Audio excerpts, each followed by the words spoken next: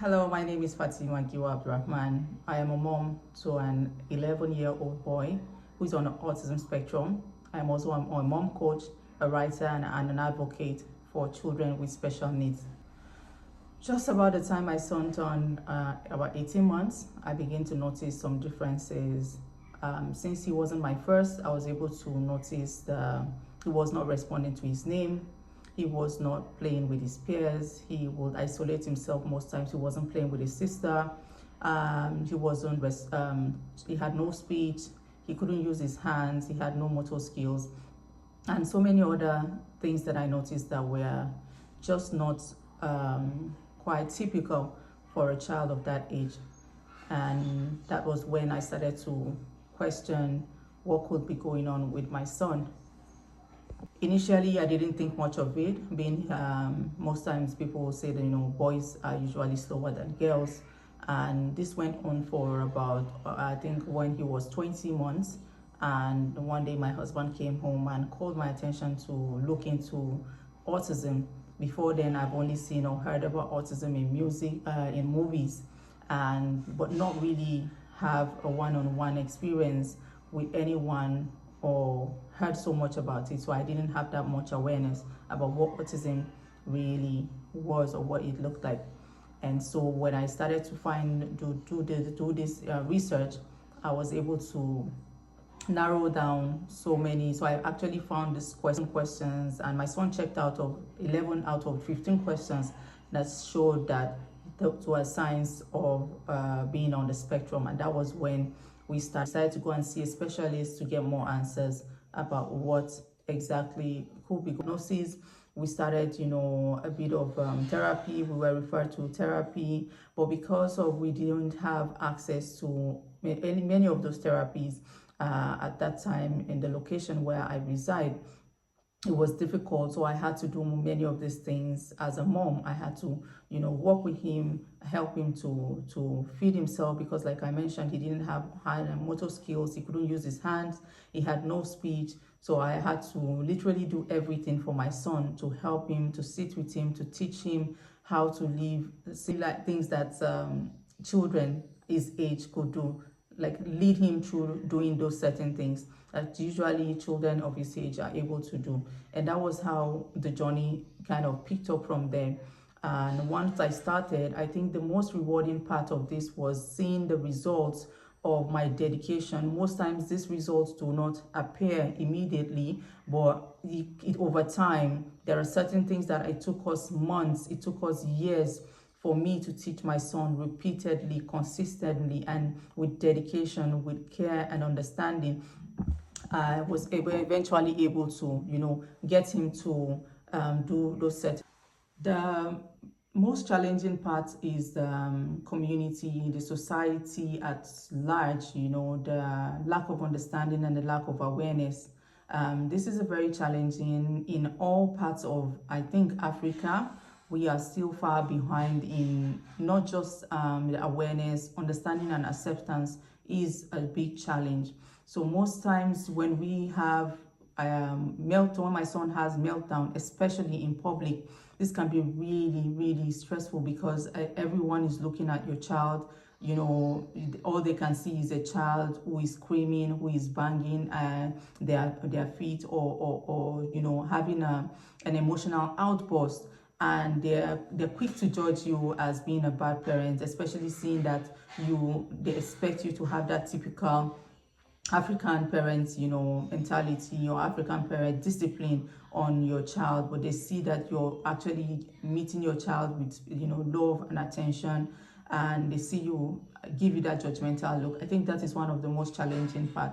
Another thing is also the misconception about autism that many people have about you not being religious enough. They think it is a spiritual thing, and this lack of you not being strong in your faith as a Muslim, or maybe I wasn't praying hard, or a repercussion of something that or me or my husband had done in the past, or just lack of being good parents, which are usually not true about autism.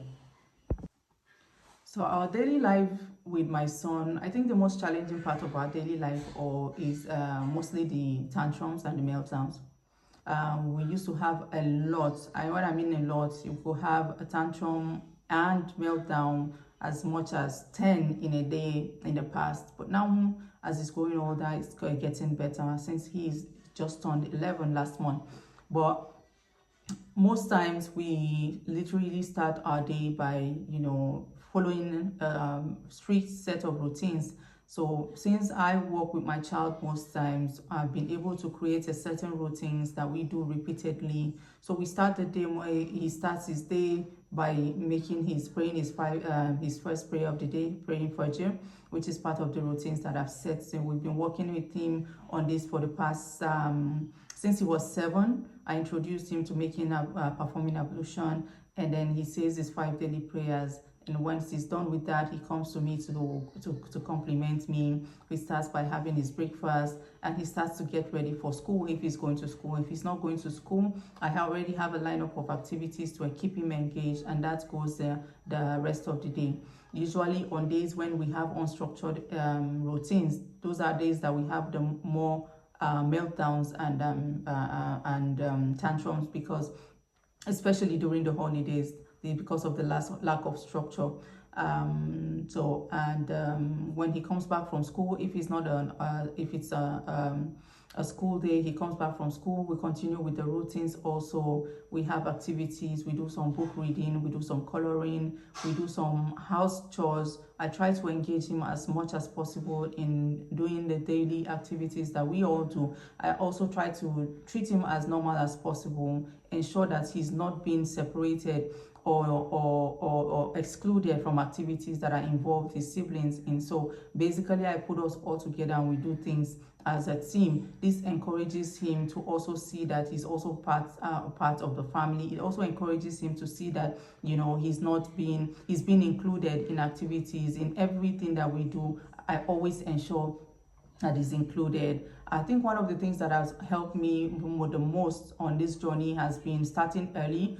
Early intervention played a very huge role in my son's progress, because I didn't spend so much time waiting, as a lot of people did, waiting till the child turned 4 or 5 to see if your child will improve, which is a lot of mistakes that most parents make. I think we started immediately. We got the diagnosis, and that was even before he turned 3. So I went in all immediately to start seeing how I can support him. We did a lot of oral exercises, we did therapy, we did speech therapy, a lot of fine motor occupational therapy, which had to do with helping him to use his hands. I was also dedicated and determined in working with him, so I didn't leave also the entire responsibility on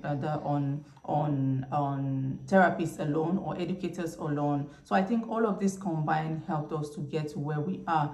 This in addition to some other interventions, which a lot I tried in the past. But one of other intervention that I felt played a lot of role, I think ABA did play a lot of role for the initial ABA sessions that we had when he was little, and also the diet also played a certain role in eliminating certain things in his body, and also helping him to gain more awareness and to also open his mind to understanding. Another thing that I did more often was to talk to my child. Even when he wasn't listening, I talked to him, I read to him, and as he grew older, I started to see him understanding. He started to read even without being taught, and he started to understand a lot of things. So I think collectively, all of these things add up, in addition to everything, then praying and believe, having faith and trust in God Almighty. I think this also played a huge role in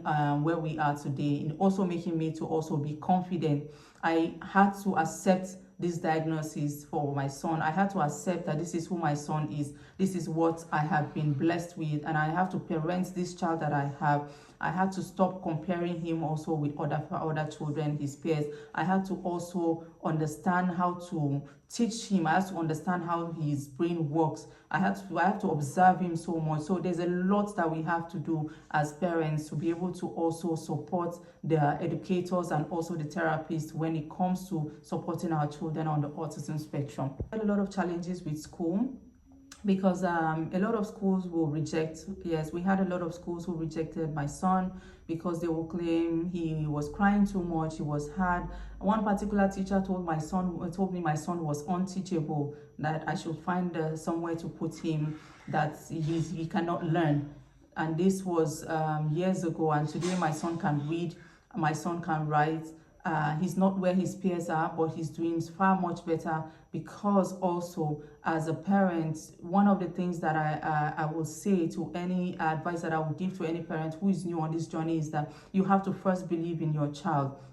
Without believing in your child, no one will believe in your child. You have to be the one to speak for your child, because your child do not have that voice right now. So we have to advocate and speak for them and educate other people about our children, and so that they can understand. This was actually what led me into advocacy, into sharing, lending my voice to promoting autism awareness, so that people can understand and know more about children like my son. Because if we do not talk about them, if we do not show people what it feels, or how it means to be a parent, or how it means to be a child, to have a child on the autism spectrum, and what they're actually feeling, what they're actually going through. Many times our children are misunderstood because they only see them looking like they are. They say, oh, they look normal, they are not looking, they don't look like this, but they misunderstand that autism is not written on the face, it's not by how you look, but it is also by how it is in the brain. It is the difference in a difference in the brain.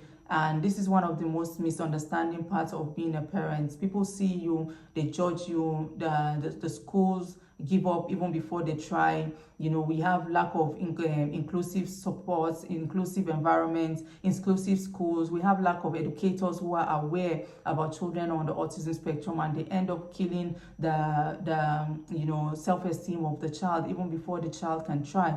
We have schools who will already condemn the child, that your child cannot learn in their environment, or has no ability to learn even without trying. So I believe that we can do more by sharing more about children on autism, writing more about them, showing movies more about real life situations, documentaries, especially in Nigeria. We have to also integrate the community, the mosques, the churches. We need to educate everyone about children like our children. The more we do this, the more we are able to do this, the more we can have more understanding and awareness in our community.